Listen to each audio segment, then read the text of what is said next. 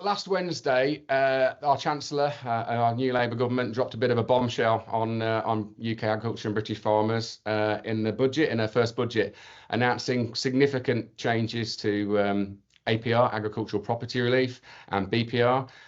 There were other things in that budget as well, which haven't been discussed quite so much, that affect farmers as well, which we will mention, the kind of tax on double cab pickups, changes to national insurance, and a carbon fertilizer tax. But of course, you know, the big thing that everyone's very worried about now and very concerned about, and there's been a lot of news coverage around, is the changes, particularly to APR and BPR. So to introduce myself, I'm Clive Bailye. I'm a farmer, a combinable crops arable farmer from Lichfield in Staffordshire. I'm also founder of the Farming Forum, and we kind of felt here at the Farming Forum it'd be really useful to get. There's been a lot of conjecture and speculation around what can be done to mitigate some of these changes. So we thought it'd be a really good idea to get a friend of the forum, Gary Markham, who works for Land. Well, I didn't work for them, Gary. I think it's your company, isn't it? Land Family Business. Land Family Business. So what we do is in the title, Land Family and Business, Clive. Yeah. Yeah, exactly. So he's a guy that maybe can help discuss a few potential solutions and things. Thinking, of course, want to make it quite clear here, and Gary, I'm sure, would agree. Obviously, everybody's individual situation is different. Every farm's different. Every partnership arrangements or limiteds or company structures is different. So anything we talk about today shouldn't be taken as definitive kind of financial or planning advice. Just ideas, and I'd advise anybody to take to take proper professional advice that relates directly to their situation. So and just to add to that, Clive, sorry to interject, but also we don't know all the detail yet. There's consultation out for January, etc. So based on the detail we know so far, and the detail that's been released so far. Yeah, I've heard a few things starting. There's a few things that I think have been inconsistent and seem to be changing already, or not quite clear. We can get on to them. Yeah, exactly. So just to finish my kind of introduction to it, what we intend to discuss, that obviously I guess we're going to be focusing quite heavily on the APR BPR things. They're the big bombshells. They're the things that, in my view, have the potential to be like farming's kind of coal miner market. They could change British agriculture forever if we don't plan and find ways to kind of continue that succession of family businesses. So but hopefully, if we've got time, Gary can also cover some of those other areas, those little nuggets that have been slipped in and haven't been talked about so much behind the APR and BPR. So Gary, maybe if you start, your understanding of where we're at right now, exactly what was announced, it would be a good starting point, wouldn't it? Yeah, sure. Okay, thank you very much, Clive. Yeah, so I own Land Family Business, which is mainly a strategic tax planning business and accountancy firm. Okay, so I think everybody knows the detail. That there's a £1 million BPR and APR combined available, and then it's 20% tax thereafter. Okay, so I think one of the key problems that we have in the industry is that the value of land, let's say it's your land, 10,000 an acre, it could be a bit more, let's round it, 10,000 an acre. The productive value of that land is around about 3,500 an acre. So if you in Australia, you pay for the value of land based on productive capacity. So now I've calculated the productive capacity of an acre of land in an arable situation is it justifies itself 3,500. Okay, and if on a marginal bit of land, which you take on any more land and spreading a fixed cost, it's 5,500. But hey, here we are, we're going to be taxed at 10,000. So why should the industry? This is the logic that I cannot get my head around. Why should the industry have to pay a tax on the premium of land that we're not selling, and it's not for sale because we're farming it, and that is not fair. It's crazy, Gary. I mean, you use that 10,000 figure, but we recently, unfortunately, lost a little bit of land to compulsory purchase, just a 10-acre field for a sewage works extension. That even on compulsory purchase in our area, that was £20,000 an acre. I'm told some of the top grade Lincolnshire land can be 35,000, 40,000. Oh, absolutely, yeah, sure. So we're taxed on a high value of land, and it's not the average farmer's fault that the land is that high. You know, No. so we're just all they're doing is farming, producing food from that land, and so it's unfair to tax that premium value of land, and that premium's there because other people have rolled over into it, and it's a small island with lots of people. I think Basically. we can all agree on that completely, and Yeah, I think sure. it really does need, politics to one side for a minute, because it really does need some reconsideration, the thresholds maybe, or just the whole policy in general. But just something I want to pick up on there. You mentioned obviously there's that £1 million kind of relief still exists, still in place. Now, Absolutely. I've seen this mentioned on the farming forum in a few social media posts and whatever. Does that relate? That's per person. So if it was a married couple, do we effectively have 2 million? We do have 2 million. Absolutely, yes. It's a married couple, and also if you have a trust, the trustee has £1 million as well on trust already in existence, and any new trusts that are formed as well. So you'd have £1 million there as well. Actually. So, and again, Rachel Reeves on Laura Koomsberg she mentioned a £3 million figure. Now, I was a bit confused. I know you've got personal allowances of £365,000. Is that on top of the APR BPR? Yeah, give you another 365? And where that's coming from, it's incorrect actually, because I've just been looked at that point. Yeah, so where she's getting that from is that you have 325 actually, husband and wife, but that 325 can be increased to £1 million between you. And that's for everybody in the land, you know. And that's in addition to the million. So that's another million that you have between you. So you have a million each, and then an extra million. That's 3 million. However, that's and this is where it's incorrect. It's only on the assumption that you and your wife each own less than 2 million. Own less than 2 million. Yeah, own less than 2 million of assets. Well, you know, in a family farm, 400 acres, it's it's a 4 or 5 million plus the machinery and everything. So you're above that, and you've got the house. So that is incorrect, and it makes me cross. It makes me cross that's in print from the Treasury. I've just printed it out from the Treasury. That example is erroneous, absolutely erroneous. Yeah, well, but let's not go there. But yes, you have, in addition to the million, you've got the 325 per person, and then you have got an extra up to £500,000 each in joint ownership of a house if you leave the house to lineal descendants. Yeah. Right. So that is a bit of a red herring then, that 3 million. You say a little bit like this claim 73% of farmers won't be affected. No, same point. That's the lot. They're not viable family businesses. But if they're less than £1 million, generally speaking, I'm sure there's exceptions and people can be super efficient. But generally speaking, the people that she's saying are protected from this aren't actually family farms at less than £1 million.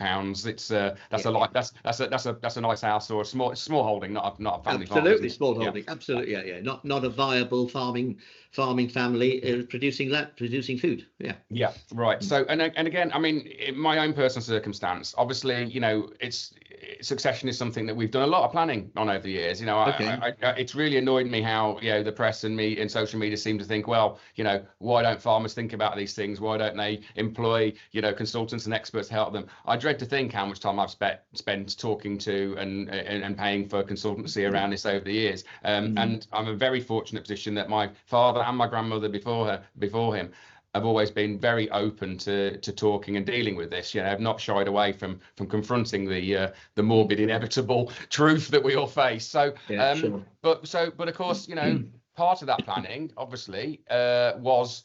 You know, until last Wednesday, BPR and APR were part of that planning. In my particular circumstance, BPR was actually of a lot more use to us than the agriculture property route generally, because as a trading business that my parents are still a partner within, we'd always been very conscious of passing the Balfour test, which for anybody who doesn't know, we should just explain. Well, maybe you should explain. You explain what the Balfour test is.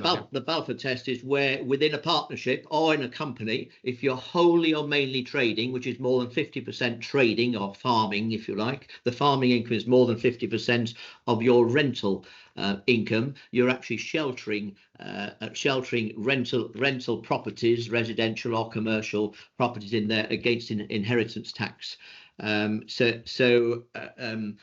But there is a talk of that be increasing, and that may be increased to pass the test. You need to be 80% farming, but at this moment in time, wholly or mainly is defined as 50%, which has been very, very useful. The Balfour test is very useful in the country. Has been extremely useful. It's something we've reviewed. We review as a family. We review it every year because obviously, like most farms, we've diversified and have other kind of income sources to kind of buffer that kind of low rates of return from actual farming. So it's something that I think any diversified farmers been wise to keep an eye on. So really, to some extent, it's not just the APR, the loss of that loss of BPR as well. Really, it's the two together, isn't it? It is so what was the devastating blow is that we thought, okay, they'll get rid of APR, fine, and I was quite relaxed about that. And some of the talks I've been giving in the last couple of months saying, what's the issue if APR goes? There are some FBTs and houses maybe hit a bit, but BPR would step in. But the big sledgehammer blow, as I said in the Farmers Weekly a few weeks ago, the big sledgehammer blow is that BPR as well. But there are, I think what we need to look at is look at solutions and not the problems. Yes. I was going to say, we could debate the rights and wrongs and the stupidity and the consequences, unintended or maybe intended. We could debate them all day long. I think really what people want to hear right now is what are the potential solutions, Gary? What can we all do, and what needs to be done? So the good news is, let's talk about the good news. And we understand it's devastating for farmers, etc. But we need to think through that. And so the good news is we've still got the 7-year rule. Yeah, and that hasn't been changed. There was talk about extending it to 10 years, but we've got the 7-year rule. So if you gift anything now and live for 7 years, it's fine, and you've still got your £1 million. Yes. Okay?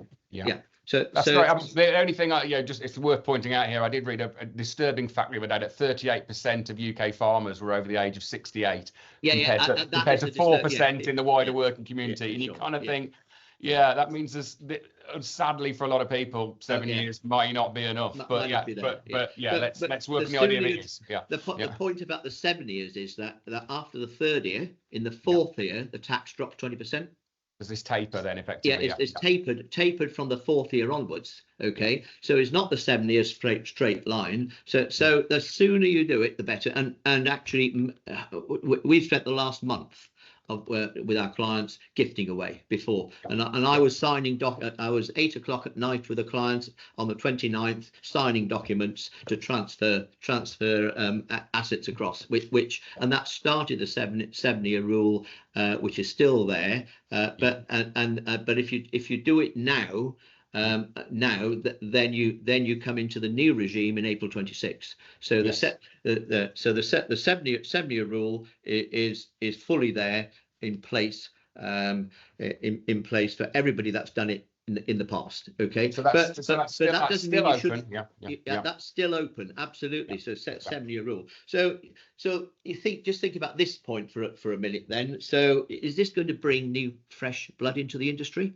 If we're going to be giving away stuff sooner, etc. Because to be honest, I'm a farmer. I'm a partnership in a family farm, in a traditional Welsh area. So I empathise with the situation, but the problem has been in the industry is that farmers haven't given things away, and as you say, the age of the farmer's health. But that's partly based on what we've been telling them: don't give up. Keep everything until death. Everything gets uplifted in value on death, etc. Get your will sorted if you have a will. Do you know that 1/3 of farmers don't have a will?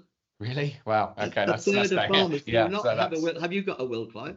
Oh yes, yeah. I mean, we're good with this stuff. We kind of update this stuff regularly, but it's important. I'm amazed at that stat actually, because there's so many assets at stake here, aren't there? Usually. Yeah, sure. Yeah. So I think just to throw one solution in. So as an example, and this is something we're just doing at the moment. So if you're a healthy 40-year-old, okay. And as an example, and I've got 5 million of assets, 400 acres plus bits and pieces, etc. So to ensure the tax now, if you don't survive 7 years, to ensure the tax on that 5 million of assets in the new regime, it's £1.39 per acre. Right. Okay. Yeah. So That's one solution. Yeah. Okay. And that's assuming you've gifted. So that's not just Yeah, that's not sure, covering. yeah. So I guess the insurance company, they're working on an idea that we only got a potential risk for 7 years, which reduces not after 7 3. years. Yeah. So what you do a series of 7. It's like a decreasing term because it follows the risk. So it's not a flat tax over 7 years. Because the tax drops in the 4th year. So therefore you do 7 policies, if you like. So I'm just guessing that premium on my, kind of late 70s-year-old father with heart condition may be a bit higher. Yeah. Absolutely. A little bit. Yeah, sure. But that's an example of a 40-year-old doing it, and a 50. Yeah. It's doable at 50 as well, So it is the first thing is get an insurance quote. Okay, and you'll be quite surprised on as I said, £1.39. That's the only sting in the tail of that. When you gift assets away, we got reservation of benefit rules. Yes. So therefore, you cannot benefit from that asset if you're giving it away. The extreme example: if you gave your house to one of your children, you'd have to pay them a rent to live in it. And I've got several clients doing that. That's an odd. I guess that's a rule, but it's an odd. I mean, it's effectively I can't legitimately, kind of fund my father's lifestyle, for instance. That's sure. Yeah, seems good. A parent can give money to their child, but why can't I give money to my parent? Exactly. So that's gifting things away, fine, but reservation of benefits. So if you're a farmer and you gift everything to your children now, and you're 40 or 50-year-old or something, and you're likely to live for 7 years, which is fine, but you do a bit of insurance, you insure half of it, whatever. The problem you then have is that you cannot have an income from what you gifted away. Yeah. So this brings pensions into. So I've always used pensions pots. So pension pots have been hit as well. Yeah.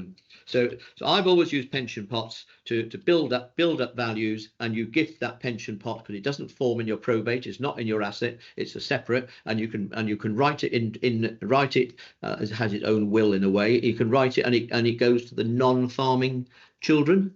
Yes. So you can give a pension pot, and it doesn't interfere with the farming partnership. So you can't do that now, can you? I think they've taken that away. So therefore, but now it's subject to inheritance tax. Yes, yeah. Okay, and this is the problem. So that's changed the game on doing that. Is that at any age, Jay? Because didn't that used to exist where it was tax free up to 75? Yeah, it was up to whether you'd taken the tax free amount out and all that sort of thing. Yeah. But that's an area that you've got to have a different qualification to advise on. Now, on the gifting, obviously people then talk about obviously with significant capital transfers, property. Usually we're talking about here land and buildings, aren't we? Usually that involves capital gains tax liability or stamp SDLT stamp duty. Right. Good point. Holdover gets around that, does it? I think is so there's two points there you raised, Clive. So initially, if it's a trading asset, you get holdover relief. From capital gains. So basically, if you gift something to your son or daughter, they take on your base value when you inherited it. Okay, so you're deferring the gain, and at the moment, that gain is realised upon death at probate. Okay. Yes. So stamp duty is a very complex area in partnerships. So if you gift something for nil consideration, then there's no stamp duty. Right. However, that you can get negative consideration. Right. You weren't expecting this, were you? If your bank has got a charge on your land, yes. Okay, and that charge is to you personally. Okay, if you gift that land, you're giving that land with a charge on it through the partnership. You're transferring partnership assets. Okay, the beneficial interest, not you're not changing the legal title at this stage. It's nothing to do with land registry. This is beneficial interest change. Okay, so and so therefore, if that charge on with the bank is through your name. Okay, you're actually gifting consideration, and negative, you're gifting that debt with it.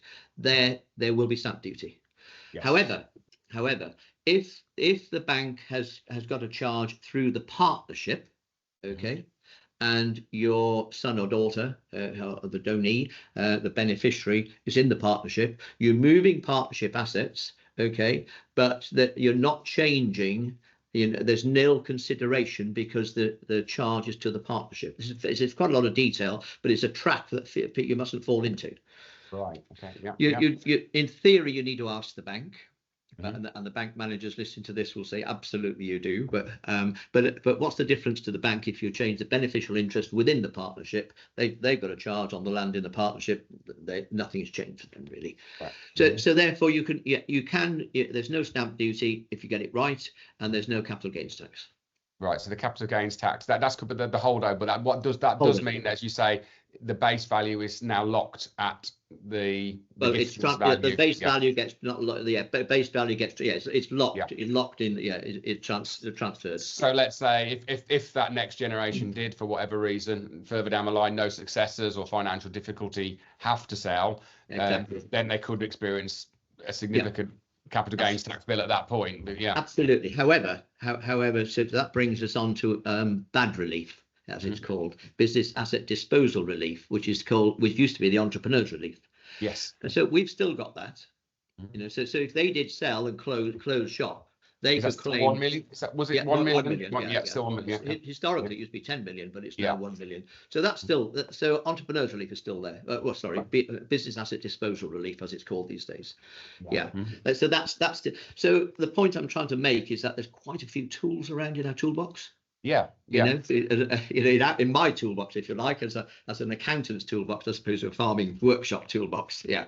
So another thing that's been, maybe bust some myths here or give some better explanation, has been bandied around, again, social media and forums. A lot of people saying, well, the way to deal with this, or one of the tools in the box that you mentioned, are trusts. It's something, I've read a few posts where people are writing about trusts, and even my knowledge of them is limited. We've got a few running with the family from before this, but so I have some understanding. I've read a few posts about them, and they're thinking some people talking utter rubbish about them. That they don't incur tax, or the limitations of them, or can you borrow against them? Can you use them to leverage if you want to invest in the future? Maybe you could clear some of those up. Really explain the trust structure, and can it help in this situation? Sure. There are different types of trusts, and it's a complex area, but so they're mainly discretionary trusts, and you can have a will trust as well as a discretionary trust coming out of a will. So every existing trust has got £1 million. The trustees of a trust have, which is the trust itself in colloquial terms, have £1 million. This in the new rules.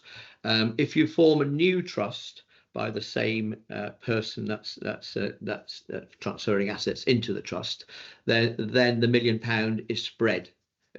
So you can't actually form, I'm going to form 5 trusts, and that's 5 million. No, you've got £1 million. You've got 200,000 each.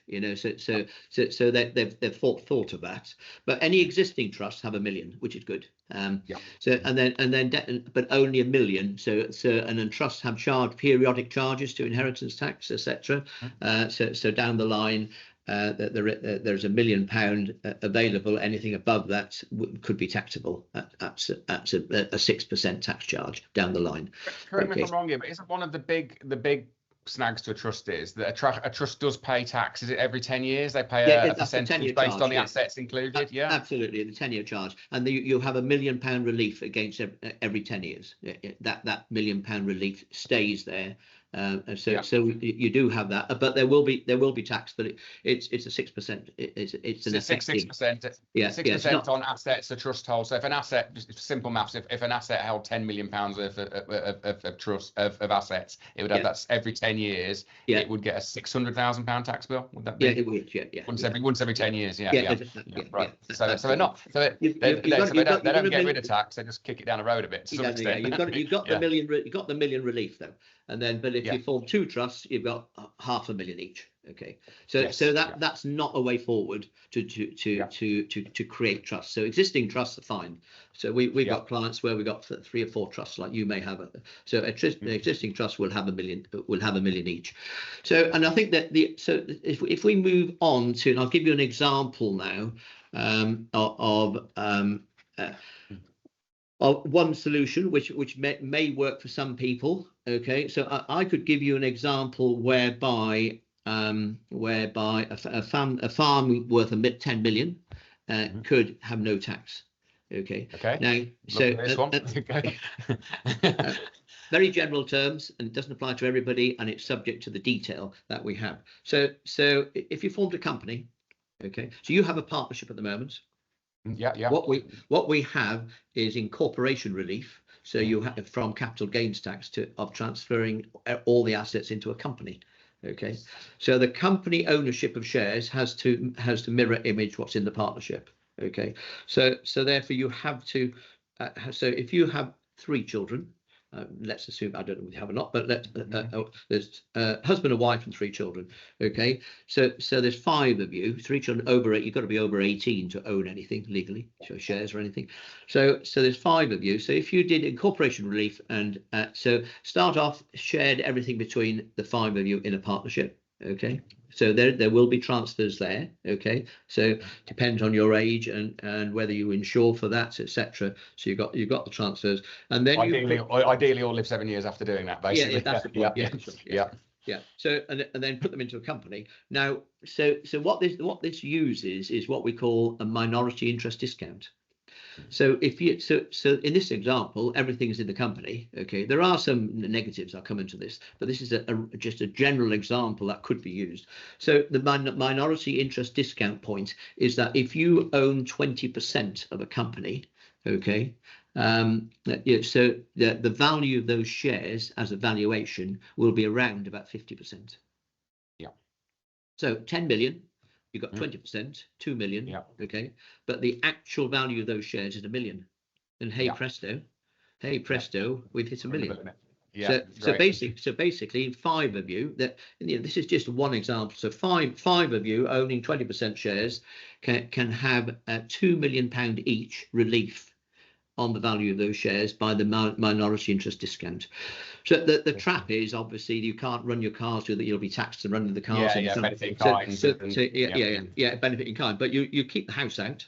Okay. Yep. You keep the house out, and perhaps you keep 100 acres out and farm as a partnership and run the cars. Yeah. But the rest of it is in there. So that's just another example. Do you think there'd be a lot of? I mean, obviously there are some farming companies are limited. Predominantly, I would say, tend to be sole traders or partnerships. Do you think this will? Are we going to see a lot of partnerships incorporating? Do you think off the back of that? Because that sounds like quite a workable solution that could be available to a lot. Yeah, absolutely. It's not for everybody, but yeah, I think it's doable. But you as I said, the downside is you don't put everything in. You know, you keep things out. Yeah. Yeah. So and you could have we have got our average client is a partnership, as you quite rightly say, but nearly every client's a company as well. So we have contracting companies that contract back to partnerships.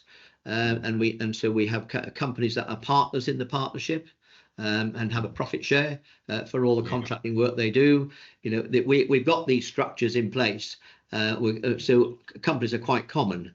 I mean, I've kind of experienced of both, because what we've tended to do with our non-farming interests, our diversification, property, that kind of thing, that they sit within limited company entities, whereas the farming tends to sit, the family farm sits within farming. So I've kind of got experience of both sides. And I know, there are some downsides to limiteds versus partnerships, and vice versa, aren't there? It's often been in my head as like, well, why don't we incorporate the farm? But there's previously been good reasons not to. My blueprint is not to incorporate the farm; is to have a partnership. That is the best structure. But if you have got a partnership, so partnerships in themselves, this is a very important point. Where you'd say, I'm not bringing my son or daughter into the partnership, because if they get married, they'd probably get divorced. Okay. So the key thing about a partnership is that you need a partnership agreement.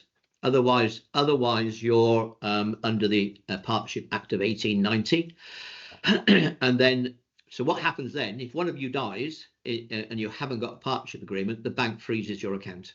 Yes. Because by default in the 1890 Act, if somebody dies that pulls out of a partnership, the partnership ceases completely. So legally the banks are correct, in doing that. But you need a Partnership Act which opts out of the framework of the 1890 Partnership Act. That's the first thing you need. You need a will. Which is an up-to-date will. As I said, a third of farmers don't have a will, and the other 70% that do have a will, half of those wills are not up to date. Yeah, it's got, well, particularly now that the goalposts have moved massively last week, haven't they? So absolutely, everybody's will needs an update after that. I mean, absolutely. And for what you're saying about the amount of people that haven't got wills, my mind was just going there thinking, well, I bet even more haven't got partnership agreements, have they? Yeah, exactly. Yeah, sure. yeah. And I was talking to somebody yesterday who said, well, we don't need a partnership agreement because it's a husband and wife, you know. So, but you know, intestate rules just don't go there. So a couple of real solid action points that I'd say to anybody listening this that you're recommending really is, you know, you should have an up-to-date will, and if you're a partnership, you should have a partnership agreement. They're two things that really, there's a third, Clive. Okay, yeah. The three most important documents in a farmer's life in a partnership is, and I'm bound to say this, wait for it, is your will, a partnership agreement, and a set of accounts. Yes, of course. Now, so sets of accounts, in your accounts, you need to hold, for the Balfour point, you need to hold all your assets in the partnership. So you're protecting inheritance tax from some of the lets, some of the let properties, etc. But you need to define who owns those in a partnership. So you need a land capital account. Yes. Many accounts I see. We do a lot of work for other accountants, and so many accounts I see don't have a land capital account, and they say, right, well, you know, the partnership owns the land. Well, a partnership is not a legal entity and cannot own land. Yes, yeah. Okay, that's the individual first partners, individual partners, So then you say, oh, right, okay, so the partnership owns the land, but you can't. I'll say that. So who owns the land? Oh, I don't know. Yeah. So look at your accounts, and it's just one number. Yeah. So what you have in there is ownership creep. What I call ownership creep. So you know, so it's just a mass, and who owns what? Well, we don't know. You know, so you. How does that work? How does that work, Gary? Where let's say if you've got, say, three partners in a business, and obviously, as you say, they own bits of land as individuals or property as individuals. Or singly, Yeah, but if that land was bought with a loan that is being paid by the partnership, that means that all the partners are paying for that individual's land. How does that work? Absolutely. Well, that is a point. But the land will be yours one day, sort of thing. But more than ever, it's become relevant. Actually, well, hang on, I don't want to pay tax on land that I inherit from my father now that maybe I paid for. Yeah, sure. Quite exactly. You work to pay for it, and then you get tax. So going back to this, the main message is you need those three documents, and I've got to be careful. I say it's a bit of a wake up call for the industry, really, because there's so many farming businesses around that. Well, we don't have wills, as we said, don't have partnership agreements, and have sets of accounts, and I'm bound to say this, I suppose, that are not, you know, do not do enough to show. So you need a fairly robust. And the other point is the terminology between those three documents need to be consistent. Yes, right. That makes a lot of sense. Absolutely, yeah. So that's now we're in this new era that it's a wake up call that a lot of that has got to be done, and farmers have been kicking that down the road for a long time, to be honest. So if we're trying to find it, if we're trying to wrap up this part really about APR and BPR to some extent, if we're trying to find some positives here, we've got to be optimistic, haven't we? Absolutely, sure. Yeah, this could be, as you say, that wake-up call that some people need to just get things in order. You know, encourage some of that older generation, or say not even old generation, even the kind of the middle, to kind of maybe think a bit more carefully about passing things on sooner rather than later, rather than waiting till to your deathbed and it's too late, kind of thing. The 7-year rule. Yeah, exactly. So and it does sound, again, trying to be positive here, it sounds like there are some potential. They're not going to work for everybody, as we said at the start. Everyone needs to take individual advice on these things, but there are going to be some solutions that will mitigate and hopefully help people keep these family farms together. Because as we all know and appreciate, they're the absolute fabric of our countryside and the associated trades. If we all start having to sell 20% once a generation, sooner or later, it's game over, isn't it? You might go one generation, 2 generations, but you're not going to go on like that forever, are you? So plan ahead. Plan ahead. So with a little bit of time we got left, I think we really should talk about, because obviously that subject has dominated farmers' thinking and probably kept them awake at night a bit the last few days. We should talk about some of the other things that have slipped through in this budget that are significant, do affect farming, just to explain what they are, and again, if there's any steps we can take that can maybe help with them. I think the first one is let's talk about the changes to national insurance. And absolutely. Yeah, well, I think obviously we can talk about broad acre farming, if you like, which is an Australian term, I guess, as opposed to intensive farming. Intensive farming, where you're growing vegetables, etc. You have got quite a large packing station and a lot of staff. So the minimum wage has gone up, living wage has gone up, minimum wage has gone up, and national insurance has gone up. So that's quite a big hit to the industry that selling to supermarkets on almost a nil margin. And the point about that is it's a food chain point as well, because so much is done on the farm and then there's processing, etc. So that is going to hit our food industry quite hard. Can you put that into numbers? Gary, in terms of like, was it a 3.5% or 4% increase on employers' health insurance? What would that mean to say a farm worker on, say, £30,000 a year, £35,000 a year type salary or gross earnings? How much more expensive would they make that employee? I haven't got those figures to hand, Clive. I've got them, but I haven't got them to hand. But it's going to be £2,000 or £3,000. I think it's £2,000 or £3,000 for an increase for a farm worker. Okay, which is okay. Many family farms have perhaps one person or employ their son or daughter or whatever, which is doable, I think. But it's when you have got 20 people.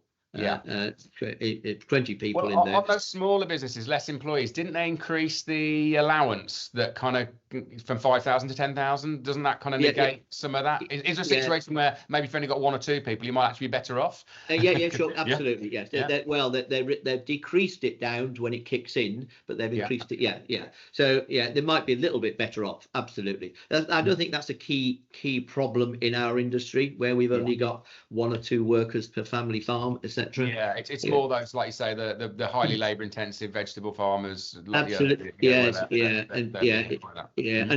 the point is, who's going to take up that cost? The supermarkets may not do. So here we are. Tesco's only made 2.9 billion last year, so things are tight. Things are tight for them, Gary. Things are very very tough for them. So therefore they've got to hand that back down to the family farm, which is and that's going to be a big hit. To those boys, those intensive producers, is a big hit for them. So again, there's nothing really, there's no mitigation, nothing we can really plan around that. It is what it is. It is what it is. Just something to be aware of, really. Absolutely. Again, the next one that was mentioned again was this, and I know this isn't immediate. I think it was 2029, which is this carbon tax, which would end up being levied on things like nitrogen fertilizers. I've got to be honest, I've not really read or learned much about that. What do you know about that one? I know very little about that. I've just been focusing on the here and now and on what the barrage of that we've been doing, running around doing stuff. I haven't. I can't add much to that. From all I know, I don't think it's immediate. I think they were talking 2029. Exactly. It does feel like another nail in the coffin. If we're going to have to pay tax on our fertilizer, absolutely. But yet there's no carbon tax on the imports coming in. We become yet more uncompetitive, don't we? So absolutely, yes. It's bad news down the line, but to be honest, I haven't focused on that because I've just been. And again, probably not a lot we can do about it in terms of. No, probably not. Exactly. The final one on my list, you may have some others that I've missed completely, but and I know it's upset a lot of farmers, is their pickup, their double cab pickup. That's changed. So what's changed there? What exactly's changed? So basically, it was a commercial vehicle and it's now a car.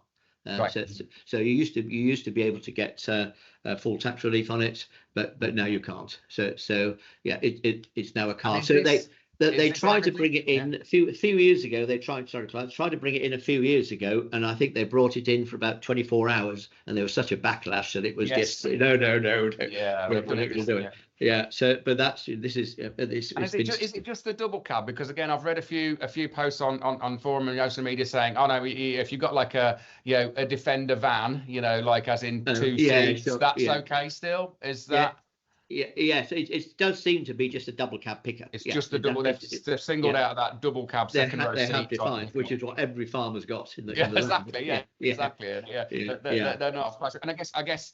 Again, that could be even more of an if people do go down the incorporation route to deal with APR and BPR. Of course, having cars within the business then is taxed quite heavily on carbon emissions and things, isn't it? On the CO2. That's why I said in that example structure, you'd keep the house and 100 acres out, and have and run a partnership, a small partnership, beside the big limited company, and then you'd run your vehicles through the partnership. And in them revenue, you're okay with that. They don't see that as evasion or something. I mean, I remember being told years ago they've never been keen on if you've got one VAT registered business alongside a non-VAT registered business. For obvious reasons. There's of course, So VAT, there's that called aggregation rules. So if you've got the same people involved, they aggregate the VAT. But if you've got different people, it's fine, not an issue.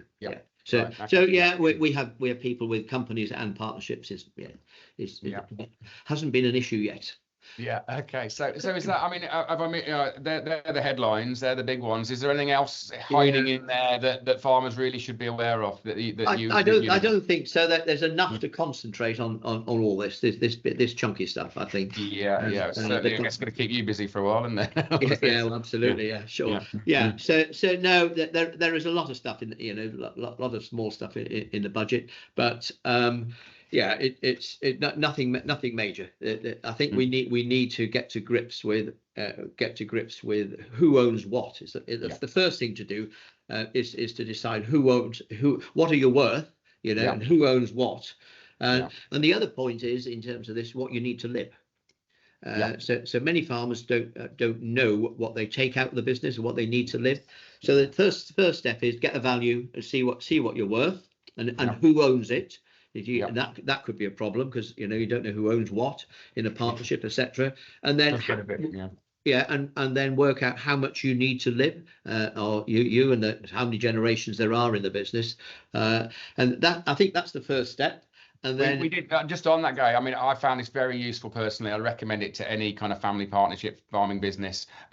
We obviously did some planning leading up to the budget, and one of the things we did there is exactly what you said. We created a very simple spreadsheet. I mean, you could do it on a piece of paper with a column for each family member, each partner, and then we listed out every single asset that we had. Every property, every building, every acre. It was all listed there, and liabilities. As in, where's there any borrowing or any HP or anything like that going on.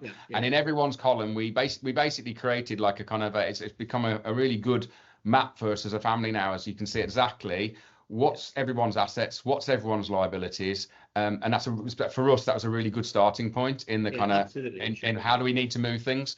So I'd recommend that to anybody. It was absolutely recommend that to every and I did say it's a bit of a wake-up call. Got to be careful what I say because farmers are farmers and work hard, etc.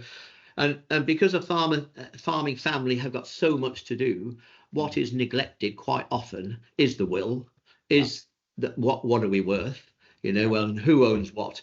That is very easily neglected. And now is the main message is now is the time to spend time actually looking at those things. Yeah, and I think the other issue there is what that did as well as documenting for us exactly whose is what. It actually quantified it. And I think as farmers, we tend to often live a little bit in denial. I said to someone literally just last night, I said, one of the reasons this is wrong is I'd never heard a farmer talk to another farmer about how much money they have.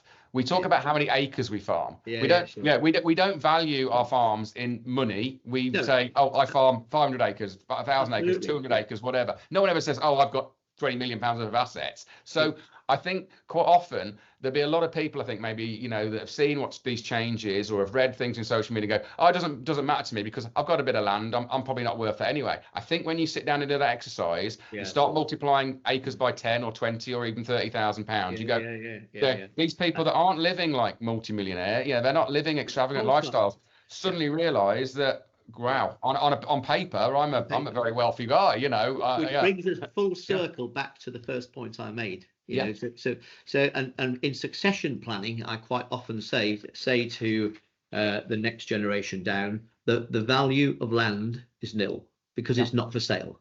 And we have no plan to sell it, so the value of land is nil. Okay, and so until it is sold, then it's shared. But in the meantime, you know, your brother or your sister who's home farm and owning the farm, with a caveat that he'll share it if he sells it. He's not worth 10 million or 5 million or 3 million because it's not something you look at. So you just it's an asset that's blown out of proportion in value for the work you do in producing food. Exactly. So let's say right back full circle to where we started. One of the big reasons why this whole policy, this whole tax, just doesn't seem right. It's an anomaly. Absolutely. And clearly, you know, kind of the Treasury aren't quite understanding exactly what you just said there. They're not seeing it like they're just seeing the money and going, and to some extent, you know, I think farming's got fantastic, probably, you know, really good support from the public at the moment, but you know, it's totally understandable. I can totally understand why it's very difficult for, you know, a guy in the street on his average wage to go, listen to that poor multimillionaire moaning he's got to pay some tax. I get it. I can see how it looks, but as we know, it just isn't like that because it's acres, not money. So there's a document here from the Treasury that's got the words in that it is not fair that farmers who own so much land are not paying tax on it. Yeah, it's not fair. Is that a word that should be included in the Treasury? That sounds like the kind of terminology you hear in school playgrounds, not from grown-up politicians that we trust to run our country and our economy. So and from the Treasury, who should be independent. The word in here is not fair that large landowners are not paying their due inheritance tax. That's not how we should be running countries. So absolutely. So really, I think we've talked, probably bored everybody enough by now, Gary, or whatever. But I think that was really useful. Thanks so much. I think you definitely offered some. You know, there's some light. There's some potential solutions there. As you said, we keep saying everybody must take their own advice from experts for their own situation. I wish everybody the best of luck with dealing with this. Don't listen to the hype. It's not the end of the world, you know, because there's a well-being point here, Clive, as well. And I'm very much at the coalface with this with clients as well. So the message is, you know, it's not the end of the world. Just, you know, speak to somebody, look after your neighbours. I always say. Because there's many people there have got neighbours who are pretty depressed, I guess, at the moment. So look after your neighbours, and there are solutions, and talk to people about some solutions. There is sad. There's already one report in the Telegraph yesterday. A farmer that's very, very sadly has taken his life, and anybody that's in that kind of place needs to talk, and all the rest of us should watch out for everybody around. And we should the older generation. I think the main message: every farmer should check in on your neighbours. Yeah, definitely. Great. Thank you very much, Gary. That's useful to everybody else as it has been to me, and I'm sure we can talk about these things in the future maybe. So good to speak. Thank you. Thanks a lot. All the best. Great. Bye-bye.